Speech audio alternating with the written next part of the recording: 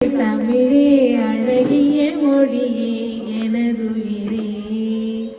நம்முடைய உயிருக்கு நிகரான தாய்மொழியின் தவப்புதல்வன் தான் நம்முடைய திருவள்ளுவர். எனக்கு சின்ன வயசுல இருந்தே தமிழ் மீது ரொம்ப பற்று. அது தமிழ் நம்ம நிறைய படிக்கும் போது கொஞ்ச காலம் கழிச்சு நம்ம குரூப் எக்ஸாம் படிக்கலாம்னும் போது நிறைய தமிழ் தேடி படிக்கும் போது திருக்குறளுடைய முழுசா நம்ம படிக்கிற ஒரு வாய்ப்பு கிடைக்கும் போது இவ்வளவு ஒரு நல்ல ஒரு செயல் நம்ம பிள்ளைகளும் தெரிஞ்சுக்கிட்டா என்ன அப்படின்றதுதான் அஜ்மல் தம்பி சொன்னது. அந்த போர்டு விஷயம்லாம் அதுதான் நம்முடைய தடம் பதிக்கும் தலைவர்கள். நம்ம குழந்தைகளுக்காக குழந்தைகள் குழுவாக 2018 ஆரம்பிச்சோம். அது குழந்தைகளோட அம்மாக்கள் வரும்போது குழந்தைக்கு மட்டும்தானா எங்களுக்கு நிகழ்ச்சி இல்லையா அப்படின்னு கேட்கும் போது 2023 இருந்து இப்போ 3 வருடங்களாக தம்பி சொன்ன மாதிரி உலகத்தில் உள்ள 17 நாடுகள் எங்க கூட இருக்கிறாங்க. எல்லா நிகழ்வுகளும் தமிழிலிருந்து ஆன்மீகத்திலிருந்து மதங்களை கடந்த அப்படின்ற ஒரு நிகழ்வு கூட நாங்க பைபிள் படிக்க வச்சோம், தேம்பாவணி படிக்க வச்சோம், குரான் படிக்க வச்சோம், சங்க இலக்கியம் படிக்க வச்சோம். அந்த மாதிரி நம்முடைய நிகழ்வுகள்லாம் நடத்தணும். திவ்யா கமலேஷ் பத்தி எல்லாருமே சொன்னீங்க. முதலாக என்னுடைய குழந்தைகளுக்கு மேடை கொடுத்து அழகு பார்ப்பது இங்க இருக்கிறவங்க மட்டும்தான். அந்த ஒரு நன்றி கடனுக்காக தான் அந்த நூல்ல நான் ஐயாவுக்கும் அந்த அருளை இலக்கிய வட்ட பெயரும் எழுதி உங்க 3 பேர் பெயரும் எனக்கு எழுதியிருக்கிறேன்.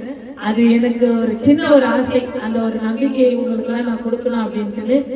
நீங்க சொன்னீங்க எங்க கிட்டக்குன்னு பாக்குறோம் அப்படின்னு. அந்த அன்பும் ஒரு புரிதலான காதலும் எனக்கு எங்க வீட்டுக்காரருக்கு இருக்கிறதால வீட்டுல சண்டை வரும், திட்டுவாரு.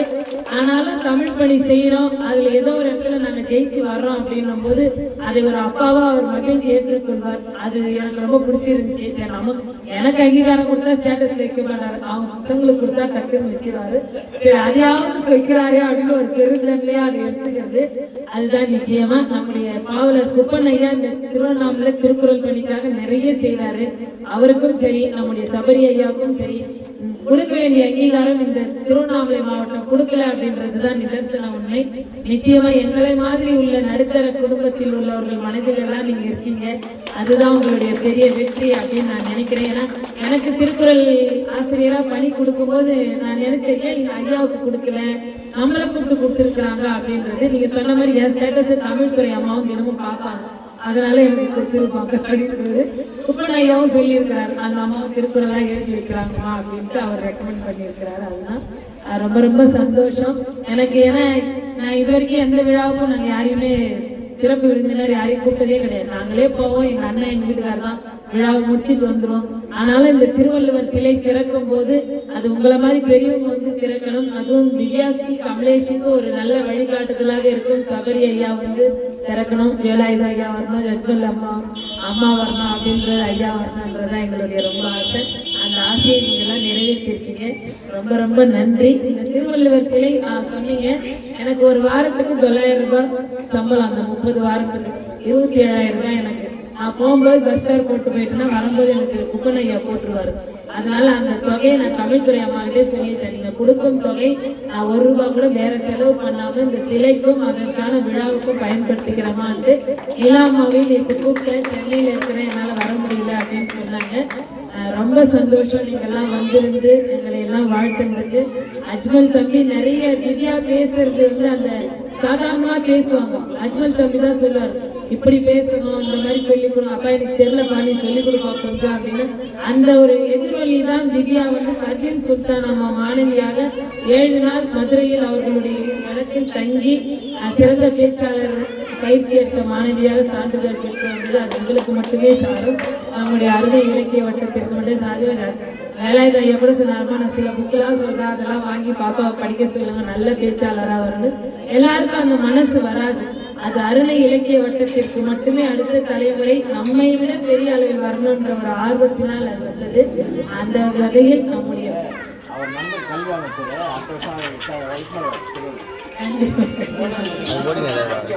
அப்படிங்களா, சரி நான் எல்லாமே ஃபைல் பண்ணி தர்றேன் ஐயா, அப்படியே கொஞ்சம் கூட்டிட்டு போங்க. தெரியும் பேச்சாளராக இருக்கார் அவரு. சிறப்பு சிறப்பு. இத்தனை பெருமைக்கும் சபரி ஐயாவின் பாதங்களை தொட்டு நான் நன்றி சொல்லிக்கிறேன். இந்த சிலை அமைப்பதற்கும் பிள்ளைகள் இந்த அளவுக்கு வளர்வதற்கும் அருணை இலக்கிய வட்டம் தான் முக்கிய காரணம். நீங்களா சொன்ன மாதிரி தாய் மாமா எங்க வீட்டுக்காரே வைக்கலாம் கூட, எங்க அண்ணன் பரவாயில்ல அந்த ரத்தன அனுப்பு குழந்தை என்ன பண்ணாலும் என் குரூப்பெல்லாம் போடுற அப்படின்னு சொல்லுவாங்க. அது தாய் மாமான்றதால அந்த ஒரு பெருந்தன்மை அவருக்கு. நாங்க எங்க போனாலும் இப்ப ஐயா சொன்ன மாதிரி காலையில இங்க இருப்போம், சாயந்தரம் அங்க இருப்போம், ஒரு வாரம் பார்த்தா ஒரு ஊருக்கு போவோம், ஒரு வாரம் பார்த்தா ஒரு ஊருக்கு போவோம். அத்தனை இடத்திற்கும் செல்லும் போதும் எங்களுக்கு ஒரு ஊக்கம் கொடுத்து பத்திரமா போயிட்டு வாங்கன்னு அந்த வீட்டில இருந்து நம்முடைய கணவர் அனுப்பினால் மட்டுமே நமக்கு அந்த வெற்றி கிடைக்கும். அந்த இடத்தில் எங்க வீட்டுக்காரர் இருந்து எங்களை அனுப்புறதால் தான் இந்த வெற்றி. அவருக்கும் இந்த இடத்தில் நன்றியை தெரிவித்துக் கொள்கிறேன். இந்த தெரு எங்க குழந்தைகளை வளர்த்த தெரு. எல்லா பிள்ளைகளுக்கும் சொன்ன எல்லாருமே வெளியூர்ல இருக்கிறாங்க. இந்த தெருவில் பொங்கல் விழா வைத்து திவ்யா 1வது 2வது படிக்கும் போது முதல் சான்றிதழ் தந்த பிள்ளைகள் எல்லாம் அந்த தெருவில் இருக்காங்க. அவங்க பேர்லாம் கூட நான் அந்த புத்தகத்துல போட்டிருக்கேன். ஏன்னா அவங்க சான்றிதழ் கொடுக்கும் போது தான் இப்படிலாம் வாங்கணும் போல இருக்கு நம்ம பிள்ளைகளுக்கு. எனக்கு ஒரு ஆர்வம் வந்து நம்ம அதை செஞ்சது. நிச்சயமாக எல்லோருக்கும் வாழ்த்துக்கள். எங்களுடைய உறவுகளாக வந்த நம்முடைய சிவா ஐயா அவர்களுக்கும், ஸ்டைலிஷ் பாஸ் அவர்களுக்கும், என்னுடைய சகோதரிகள் வந்திருக்காங்க, சித்ராக்கா, எங்க அண்ணி வந்திருக்காங்க, எங்க சந்திராக்கா வந்திருக்காங்க, எங்க மாமா வந்திருக்காங்க, எங்க அண்ணன் மருமக கார்த்திகா குணேசன் வந்திருக்காங்க, அக்கா பொண்ணு ரூபிகா வந்திருக்காங்க, இவங்க பெங்களூர்ல இருந்து எங்க அக்கா பையன் வந்திருக்காங்க. எங்க பக்கத்து வீட்டு அக்காலாம் நாங்க எது பண்ணிட்டு வந்தாலும் உடனே வாழ்த்தோம், திவ்யா ஜெயிக்காத வருமா, எங்களுக்கு தெரியும் திவ்யா ஜெயிக்கும். அந்த அளவுக்கு அந்த நம்பிக்கையும் அன்பும் கொடுக்கும். இந்த தெருவுக்கும் உங்கள் அனைவருக்கும் என்னுடைய நன்றியை சொல்லி நிறைவு செய்கிறேன். திவ்யா சொல்லும்போதே சொன்னாமா ரொம்ப பேசாதமா அழகார மாதிரி இருக்குது. ராகேஷ் குமார் அது இருக்கான்னு தெரியல, பார்த்தேன். அப்புறம் நான் வீடியோ ஓடிக்கிறேன். மழை வர மாதிரி இல்லை, மழை வந்துட்டு இருக்கு, நிகழ்ச்சி ஓட ஆரம்பிச்சிருச்சு. ஆனாலும் ஒரு சில விஷயங்களை நம்ம சொல்லிதான் ஆகணும்.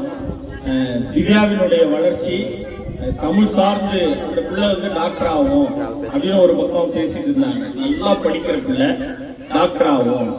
இன்னொருத்தர் சொன்னாங்க இல்ல இல்ல பொறியாளர் படிக்க வைப்பாங்க அப்படிலாம் சொல்லிட்டு இருந்தப்போ தமிழ்ல போய் சேர்ந்துட்டாங்க அப்படின்னு சொன்னோடனே எனக்கு வந்து ரொம்ப சந்தோஷமாச்சு. ஏன்னா அவங்க வீட்டுல வந்து சரியான இடத்துக்கு. அதே போல நம்முடைய நிலா மேடம் வந்து இன்னைக்கு வந்து அமைச்சர் அவர்களுடைய கலந்தாய்வுல தமிழ் வளர்ச்சித்துறையில இந்த ஆண்டுக்கான என்னென்ன திட்டமிடல்ன்றது இருக்கு. அவங்கதான் இப்போ வந்து நம்முடைய தமிழ் வளர்ச்சித்துறையினுடைய உதவி இயக்குனர் திருவண்ணாமலைக்கு. அவங்க வந்து சொல்லும் போது சொன்னாங்க எனக்கு திவ்யாவை ரொம்ப பிடிக்கும்.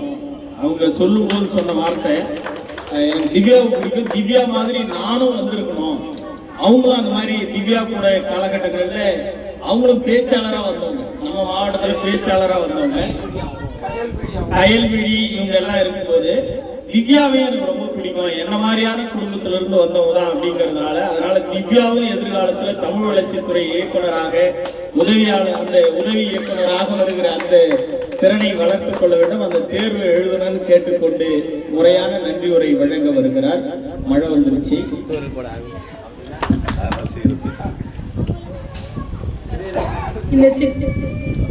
இங்க வந்துள்ள அனைவருக்கும் வணக்கம். இந்த திருவள்ளுவர் சிலை அப்படின்றது வந்து எங்க அம்மாவுடைய பல நாள் கனவு அப்படின்னு சொல்லலாம்.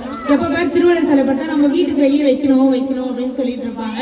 இப்ப காவா கோட்டை இங்க வந்து மரம்லாம் இருந்துச்சு, இங்க காவா அமைக்கணும்னு சொல்லி எல்லாம் இடிச்சதால அது ஒரு சான்ஸா கிடைச்சி இங்க ஒரு திருவள்ளுவர் சிலை வைக்கலாம் அப்படின்னு ஒரு பிளான் பண்ணி வச்சிருக்கோம். இதுக்கு உறுதுணையா வந்து முதல்ல இருந்தே ஒரு சப்போர்ட்டா இருந்து ஒரு முதல் மேடை கொடுத்த அஜ்மர் ஐயா அவர்களுக்கும் சபரி ஐயா அவர்களுக்கும் நன்றி.